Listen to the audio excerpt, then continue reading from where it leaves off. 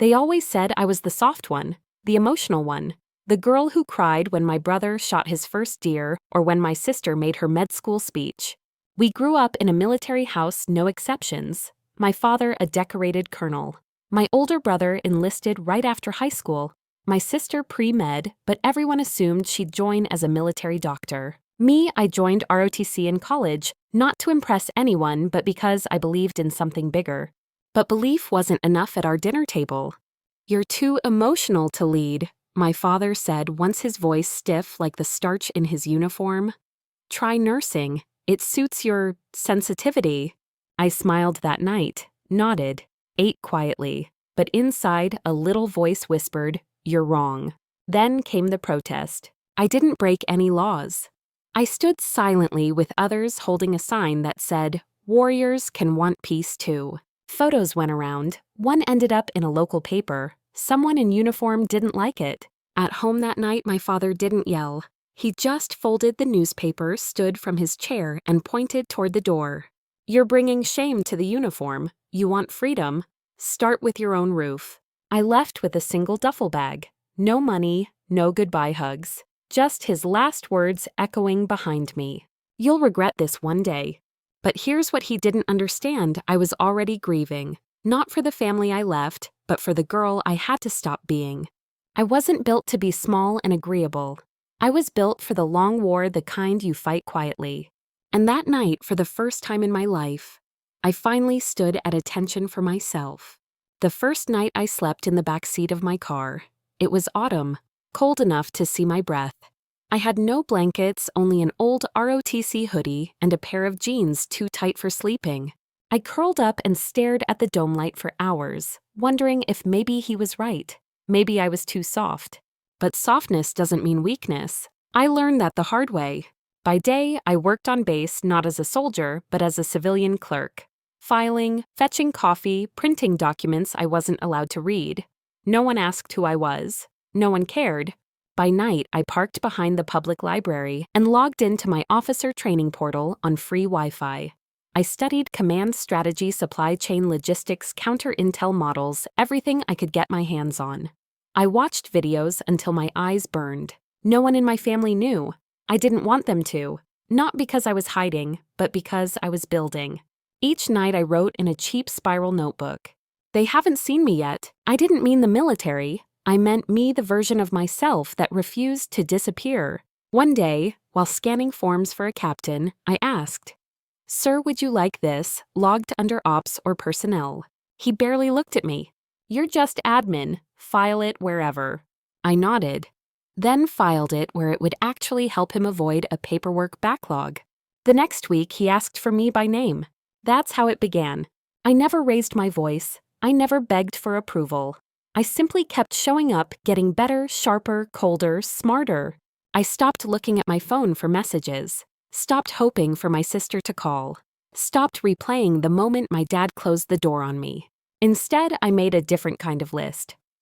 Save enough for a cheap apartment.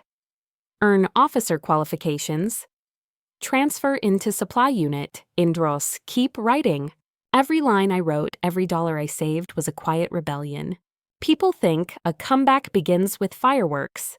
Mine began with silent spreadsheets and cold nights in a car I couldn't afford to fix.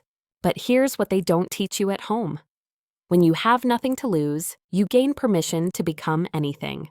And I chose to become a storm, not one that screams, but one that changes the map. The first time I saw the base, it looked like someone had forgotten it existed.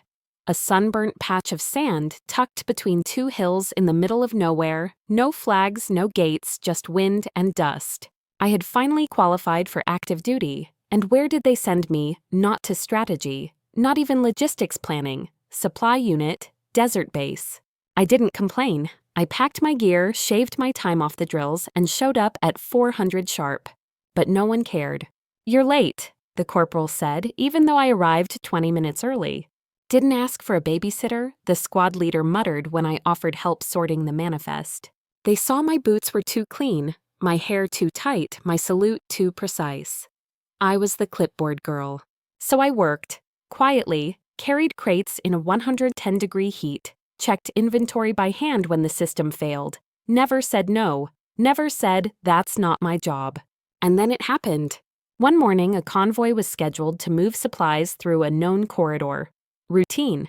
Except that I'd heard something strange in the mess hall, a passing joke about locals being spooked near that route. It lodged in my brain like a splinter. I checked the logs. Movement patterns from the week before showed detours. I reran the risk model we'd been trained on. It flagged IED potential high. I brought it to my lieutenant. "It's fine. That algorithm overreacts," he said, barely glancing at the tablet. So I made a choice. I pulled the driver aside, a young kid named Dawson. I handed him a revised route. No explanation, just this. "Take this way, and if anyone asks, say your GPS glitched." He looked at me like I'd lost it, but he did it. An hour later, news came through explosive device discovered on the original route. Timing matched the convoy's schedule, could have taken out all 13 on board. But no one knew it was me, not officially. Dawson nodded at me once that evening, then kept walking. I didn't expect more, but something shifted. The squad leader handed me the manifest the next day without comment. The corporal stopped calling me Miss Clipboard, and when a new recruit arrived, they said, "Ask her. She knows where everything is." No ceremony, no medals, just a quiet rearranging of respect. I wasn't there to be liked. I was there to learn how the system really works and to find the cracks no one else was watching. They thought they were sending me to the middle of nowhere, but it was in that forgotten patch of desert that I realized something. Power doesn't need an audience. It just needs precision and timing. And I had both. Now, I was ready to aim higher. The desert doesn't say thank you, neither did my commanding officers. But a month after that convoy incident, I was quietly reassigned. No explanation, just a new ID, a new base, and a new role, Logistics Officer Level 1. I didn't ask why, because I already knew someone was watching. At the new base, the rhythm was different. Bigger operation, more eyes, more egos. But I stayed the same. The one who showed up early listened more than she spoke and wrote everything down. I had notebooks full of patterns, troop movements, weather delays, supply gaps. I could tell you when the food trucks would be late just by watching the pigeons near the landing zone. You see things no one else sees. A captain told me one night after I redirected a flight from an incoming sandstorm 3 hours before radar flagged it.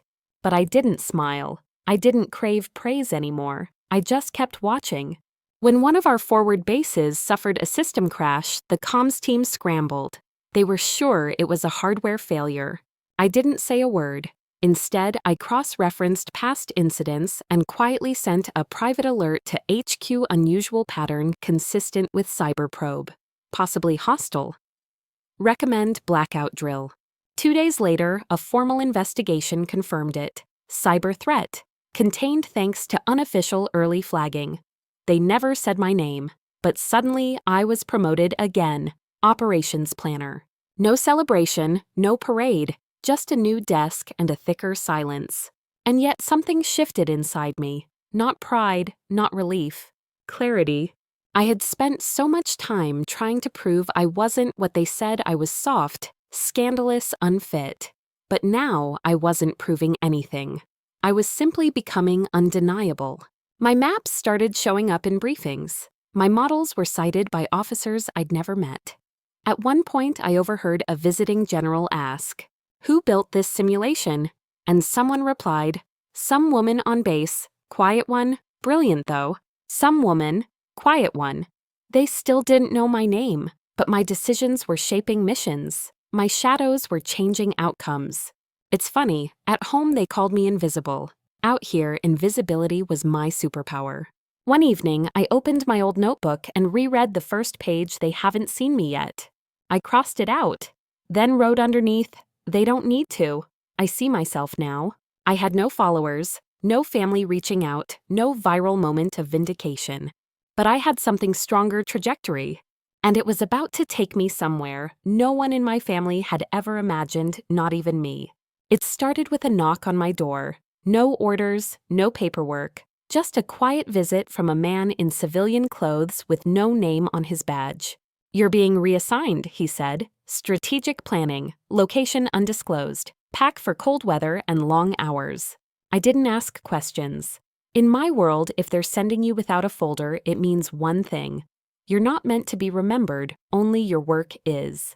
The facility was buried in a forest somewhere north.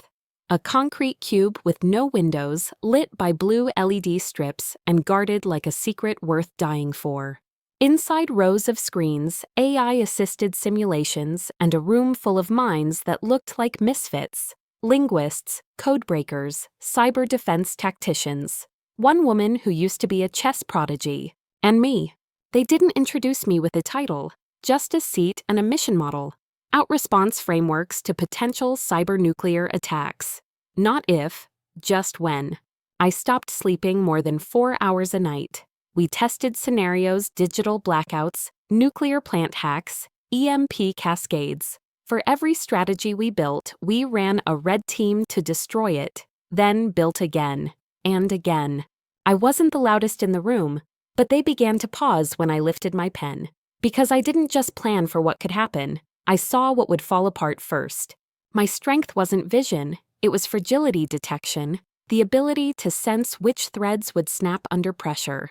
One day, my revised protocol prevented a simulated collapse of West Coast communications by 3 full hours. They implemented it the next week into a real-time national defense model. No name attached. But my fingerprints were everywhere, buried in code, tucked into contingency reports, built into drills that leaders thought were their own ideas. I used to want people to know my name. Now, I just wanted to make sure their kids never had to read it in a headline. We weren't rewarded with medals. We were given security clearances, silence agreements, and gray ID cards with no rank. And every day, I wore the same uniform, simple, neat, invisible. Until one morning, the same unnamed man returned. "You're being promoted," he said. Effective immediately, title Commander-in-Chief of Strategic Forces. I blinked, then simply asked, "Why me?" He handed me a sealed folder, then paused.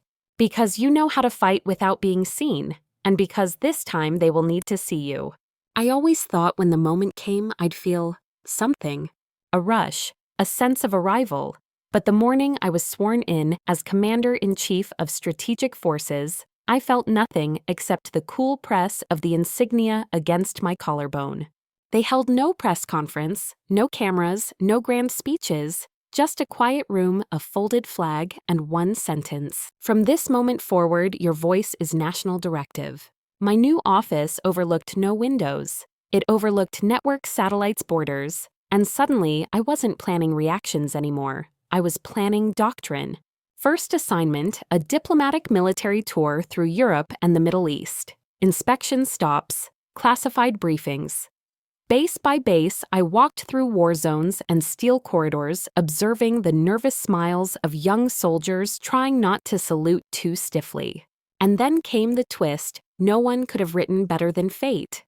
One of my stops, a mid-sized operations base in the Gulf. The same base where my brother was now serving as an infantry officer. And I didn't know this my father would be visiting as part of a retired veterans delegation. The night before the visit, I sat alone in the officers' quarters rereading the itinerary. It listed names and ranks of those in attendance. There they were, clear as day, Lieutenant Matthew Reyes, Colonel George Reyes retired. I closed the folder slowly, not out of fear, but because the version of myself who once begged for their approval suddenly felt very far away. I didn't rehearse what I'd say. I didn't even plan to approach them. I just showed up, in full uniform, decorated, composed, commander. The tour began with the battalion's officers walking us through updates. My father stood stiffly at the back, hands clasped behind his back, flanked by other veterans' faces, weathered by years' eyes used to commanding. I saw my brother before he saw me. He was laughing, cup in hand, relaxed. And then it happened. The battalion commander leading the tour suddenly stopped mid-sentence.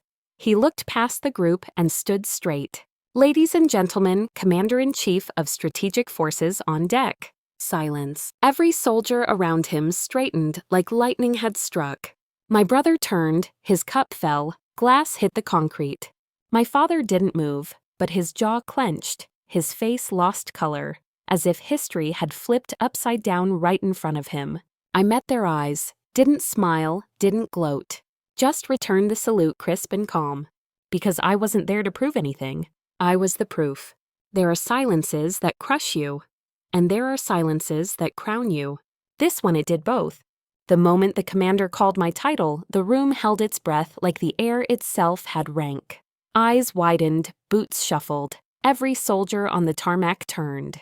Commander-in-Chief on deck, salutes rose like a wave. I stepped forward. Not with pride, not with spite, but with the calm of someone who had already done the hardest part, showing up when no one believed she would.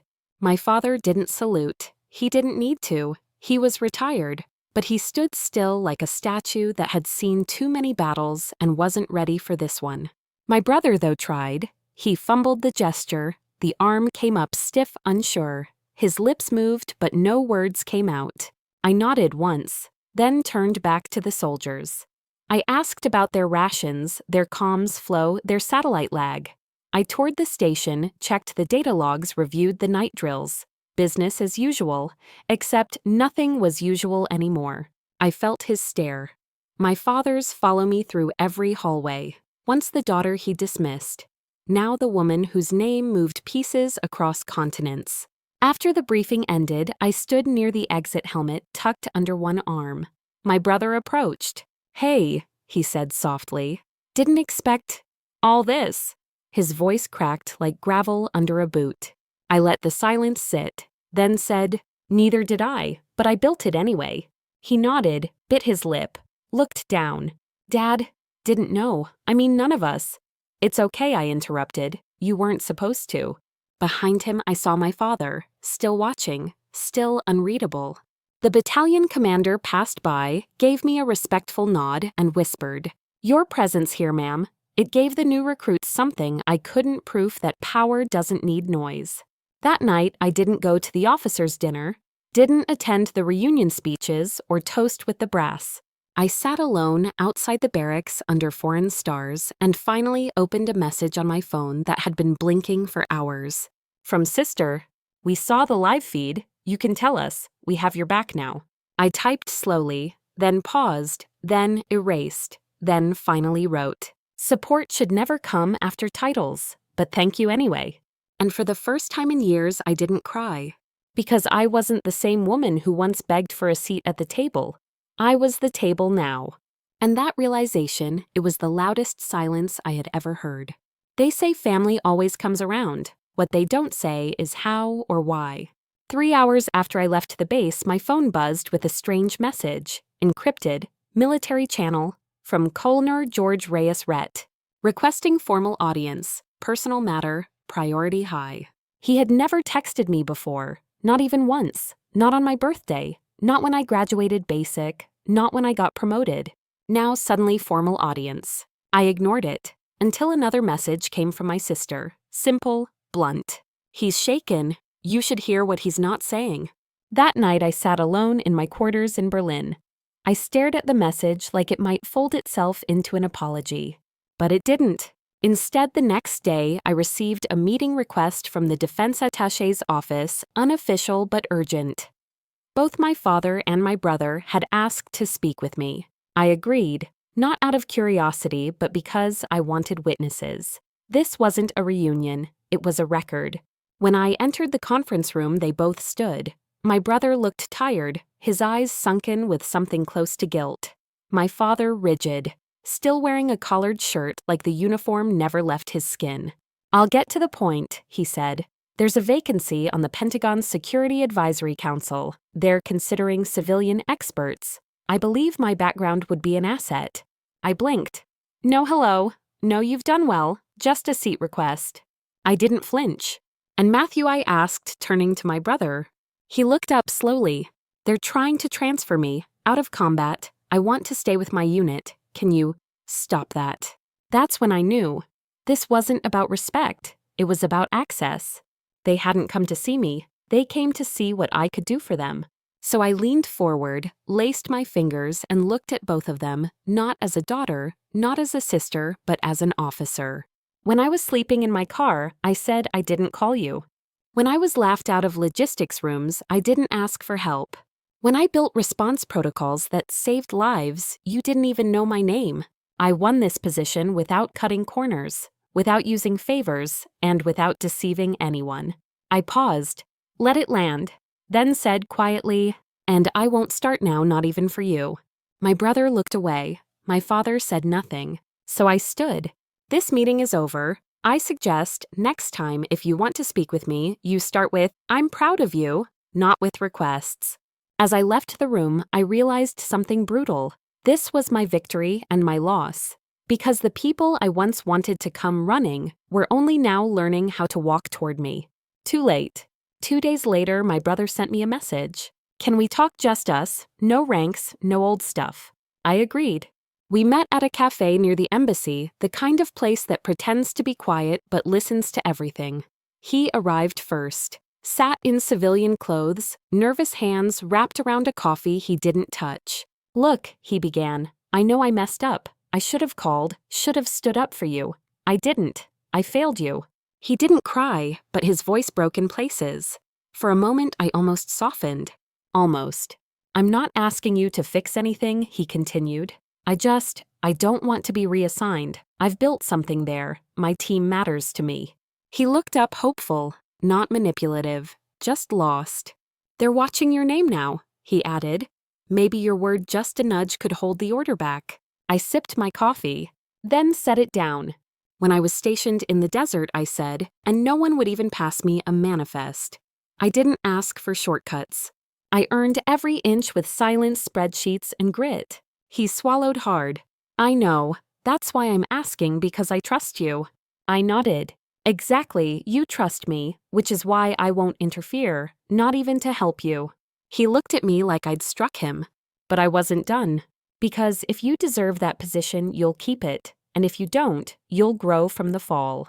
There was silence, not awkward, just heavy, the kind that carves people into something new. He finally spoke. "So, you're really not going to help." "I just did," I said gently. "I told you the truth. Not everyone would."